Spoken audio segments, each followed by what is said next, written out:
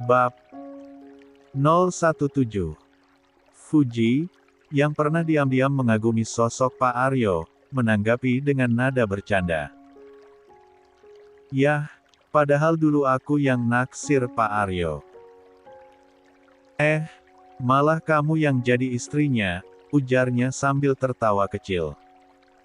Sally hanya tersenyum, sementara Dewi ikut terkekeh menanggapi ucapan Fuji. Gimana rasanya, Kin, punya suami seorang Pak Aryo? Enak nggak? Tanya Sally, memecah suasana. Dewi menjawab santai, ya enak, kan sekarang ada yang nafkahin. Bukan itu maksudku. Sally mendesah, kemudian mendekat. Maksudku, ya, pas diranjang gimana? Pak Aryo itu, hebat nggak? Fuji ikut menimpali, iya, Kin, gimana? Penasaran nih. Pak Aryo kalau gituan juga tampangnya dingin gitu. Dewi tersenyum malu-malu. Enggak kok, Mas Aryo kalau di rumah nggak jutek dan pendiam gitu kok. Mas Aryo juga hebat banget, jawabnya polos. Kadang aku sampai kelelahan semalaman. Sally dan Fuji saling pandang, lalu tertawa kecil mendengar jawaban Dewi. Mendengar jawaban Dewi, Sally dan Fuji langsung tersenyum-senyum kecil, saling pandang dengan ekspresi jahil. Wah, enak ya punya suami dosen kayak Pak Aryo. Udah ganteng, kaya, hot pula. Jadi pengen deh punya suami yang mirip Pak Aryo, dingin-dingin panas gitu, celetuk Fuji sambil tersenyum lebar. Sally yang mendengar itu langsung menoyor kepala Fuji pelan. Jangan halu, lo. Itu kan suaminya temen lo, ucap Sally dengan nada bercanda.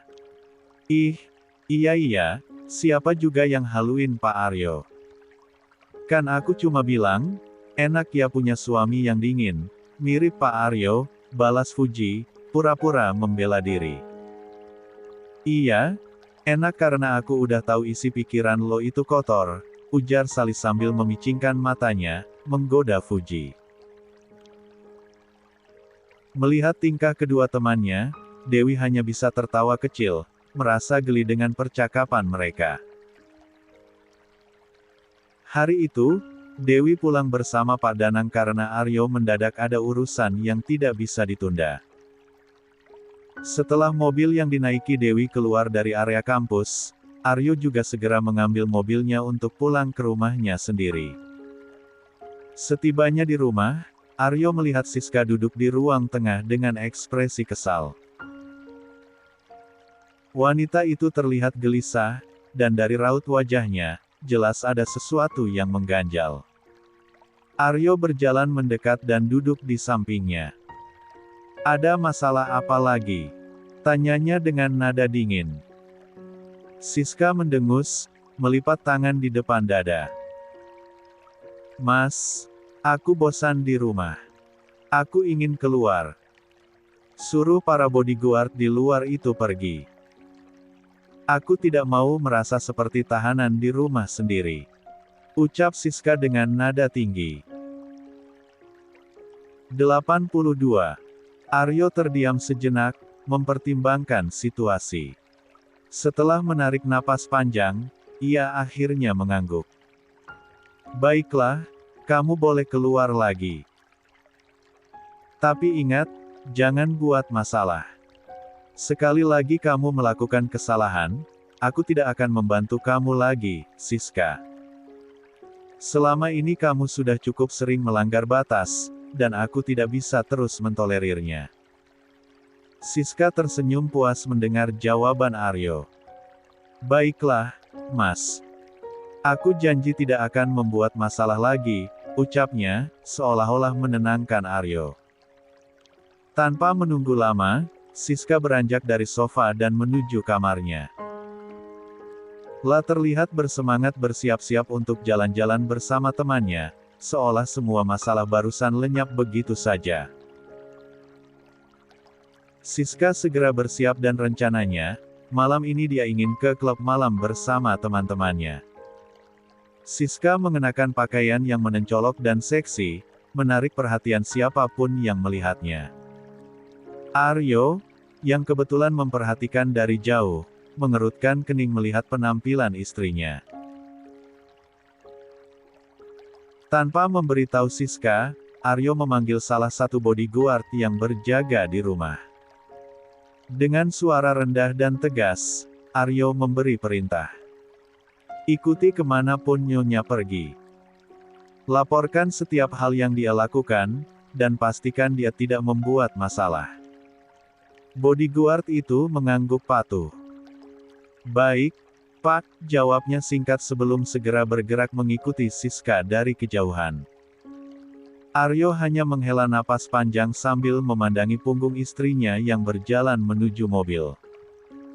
Dalam hatinya, ia tahu Siska sulit dikendalikan, tetapi ia tetap merasa bertanggung jawab untuk memastikan semuanya tetap terkendali. Siska tiba di klub malam langganannya bersama teman-temannya. Suasana klub yang riuh dengan musik dan cahaya gemerlap membuatnya merasa seperti di tempat yang sangat familiar. Setelah memesan minuman, ia duduk santai di meja sambil menikmati malam. Namun, tiba-tiba seorang pria menghampirinya. "Nyonya Siska, apa kabar?" Sapa pria itu dengan senyuman tipis. Siska segera mengenali wajah pria tersebut. "Oh, Tuan David. Saya baik, terima kasih. Anda sendiri, bagaimana kabarnya?" Jawab Siska dengan senyum ramah. David mengangguk kecil. "Saya juga baik, Nyonya. Anda sendirian di sini?" Tanyanya sambil melirik ke sekitar, memastikan keadaan. Siska menggeleng sambil tersenyum tipis. "Oh, tidak, Tuan. Saya datang bersama teman-teman. Kebetulan mereka sedang di lantai dansa sekarang," jawabnya santai. David tersenyum kecil. "Oh, begitu rupanya. Senang sekali bisa bertemu Anda di sini." Siska mengangkat gelasnya sedikit, lalu berkata, "Oh, BTW, panggil saja Siska, ya. Tidak usah terlalu formal, biar lebih akrab." David tersenyum lebih lebar. "Baiklah, Siska," ucapnya sambil memandangnya dengan penuh perhatian. 83. Percakapan mereka berlanjut, sementara musik dan suasana klub semakin ramai. David mengaduk-aduk minumannya sejenak sebelum melanjutkan pembicaraan. "Oh ya, Siska, bagaimana kabar Tuan Aryo? Terakhir kali saya bertemu dia, kalau tidak salah di mall. Dia sedang bersama seorang wanita muda, katanya keponakannya yang bernama Dewi," ucap David santai, namun penuh perhatian. Siska yang mendengar nama itu langsung mengerutkan dahi. Lah terlihat bingung. "Dewi? Siapa dia? Kami tidak punya keponakan bernama Dewi." "Kamu pasti salah orang," jawabnya tegas, meskipun ada nada curiga yang mulai muncul di suaranya. David menenangkan alis, tampak sedikit terkejut. "Oh, tidak mungkin saya salah, Siska. Saya ini punya ingatan yang bagus, apalagi soal wanita cantik," katanya sambil tersenyum tipis. "Namanya memang Dewi, dan dia sendiri bilang ke saya kalau dia keponakan Aryo. Umurnya masih muda, mungkin sekitar 20-an. Siska semakin terdiam, sorot matanya berubah tajam. Ia mencoba mencerna informasi yang baru saja disampaikan David, sementara hatinya mulai dipenuhi rasa curiga. Namun, ia berusaha menyembunyikan kegelisahannya dengan tetap menjaga ekspresi wajahnya agar terlihat santai. "Oh, begitu. Tapi terima kasih informasinya, David, ujar Siska dengan senyum tipis yang terasa dipaksakan. Percakapan itu membuat Siska mulai memikirkan banyak hal, bahkan di tengah keramaian klub yang biasanya membuatnya lupa segalanya. Namun, kali ini, pikirannya terus tertuju pada nama Dewi yang baru saja ia dengar.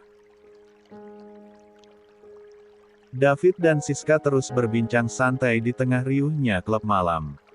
Percakapan mereka mulai mengalir lebih lancar, diwarnai canda dan tawa kecil. Ternyata kamu asyik juga diajak ngobrol, ucap David sambil tersenyum.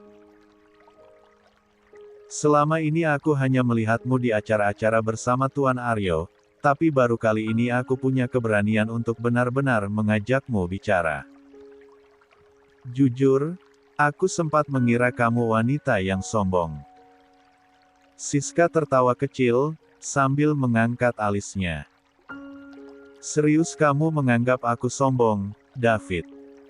Sebenarnya aku orangnya ramah, kok. Hanya saja, aku terlalu malas berurusan dengan teman-teman atau relasi bisnis Aryo. Aku nggak suka terlalu masuk ke ranah bisnisnya, jelas Siska dengan santai. David mengangguk pelan, masih menyimak dengan penuh perhatian. Kenapa memangnya? Kok nggak tertarik dengan bisnis? Setahuku, kebanyakan istri pengusaha sukses pasti ingin punya bisnis sendiri, supaya bisa sejalan dengan suaminya, ujar David sambil mencoba menggali lebih dalam. Siska hanya tersenyum mendengar pertanyaan itu. Ia menyandarkan tubuhnya ke kursi dengan anggun, lalu berkata, bukan karena aku nggak mampu, tapi aku memang nggak tertarik, David. Aku lebih mencintai karirku sebagai model. Itu dunia yang benar-benar aku nikmati.